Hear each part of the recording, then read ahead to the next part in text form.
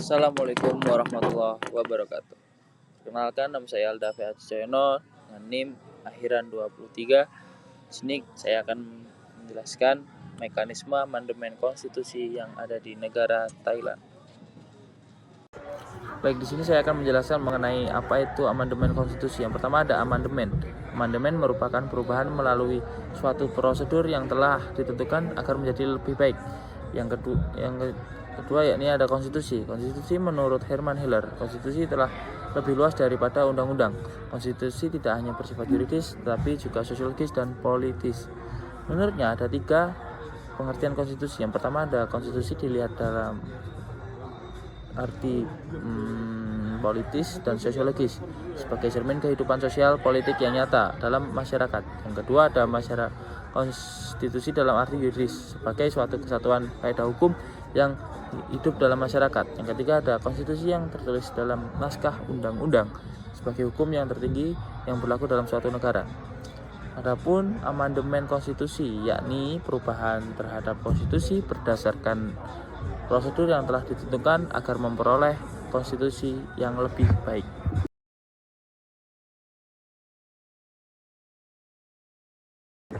Baik, selanjutnya saya akan berbicara mengenai sejarah amandemen konstitusi yang ada di negara Thailand. Yang pertama, sejak kudeta tahun 1932, Thailand telah memiliki 20 konstitusi dan piagam dengan serangkaian kudeta militer yang campur tangan.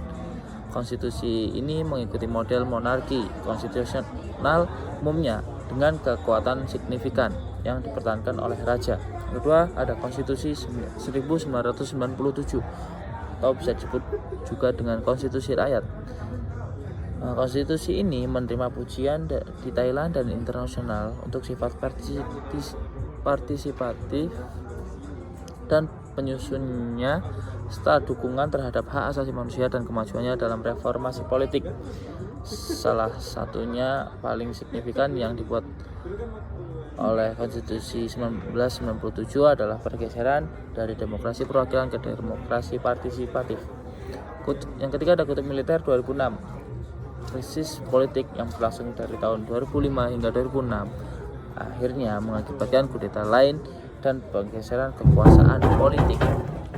Yang keempat ada konstitusi sementara 2006. Konstitusi sementara ini dikritik secara luas oleh badan-badan regional internasional karena tidak demokratis dan memusatkan kekuasaan dengan junta militer. Konstitusi sementara 2006 ini membentuk majelis penyusunan konstitusi baru untuk mengawasi penyusunan konstitusi yang baru. Selanjutnya yang kelima ada konstitusi 2007. Konstitusi ini mencakup beberapa inovasi yang signifikan.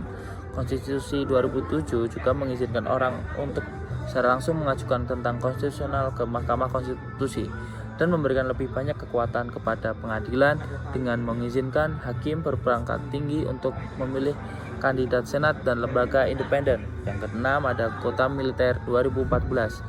Menanggapi adanya tuduhan korupsi, pemerintah membubarkan parlemen dan menyerukan pemilihan cepat pada 2 Februari 2014.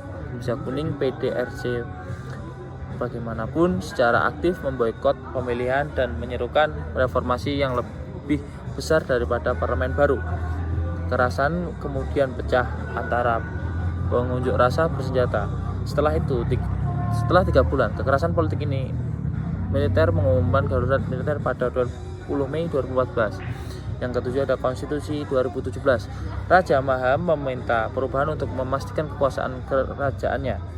Karena beberapa perubahan yang disarankan menghapus rancangan ketentuan yang membutuhkan konsultasi pemerintah sebelum adanya tindakan kerajaan, dan oleh karena itu maka mempertahankan kekuatan pengambilan keputusan raja termasuk pada saat krisis politik. Yang ke-8 ini perkembangan pasca 2017, yakni pemilihan umum untuk parlemen kembali diadakan di Thailand pada tahun 2019 pada bulan Februari 2019 sebelum pemilihan Mahkamah Konstitusi membubarkan inkarnasi terbaru sebuah partai. Yang terakhir Ini adalah mekanisme amandemen konstitusi. Ada beberapa mekanismenya. Yang pertama ada inisiatif. Ini amandemen bisa diusulkan oleh parlemen, pemerintah atau bahkan oleh rakyat melalui petisi. Yang kedua ada pembahasan. Usulan amandemen akan dibahas secara mendalam oleh parlemen. Terdapat 2 kamar di parlemen Thailand, Dewan Rakyat dan Senat. Ketiga ada pembacaan. Ini usulan amandemen akan melalui beberapa kali pembacaan di parlemen. Keempat ada pemungutan suara. Setelah pembahasan akan dilakukan pemungutan suara. Amandemen biasanya memerlukan mayoritas suara untuk dapat disahkan. Yang kelima ada pengesahan. Jika lolos pemungutan suara, amandemen akan disahkan dan menjadi bagian dari konstitusi. Tapi perlu diingat ada hal penting yang harus diingat-ingat. Ini ada frekuensi perubahan karena Thailand sering melakukan perubahan konstitusi. Yang kedua ada dampak politik. Perubahan konstitusi seringkali memicu perdebatan dan demonstrasi politik. Yang ketiga ada peran militer. Militer Thailand memiliki pengaruh yang cukup besar dalam proses politik termasuk perubahan konstitusi. Baik, sekian dari saya, kurang lebihnya mohon maaf. Assalamualaikum warahmatullahi wabarakatuh.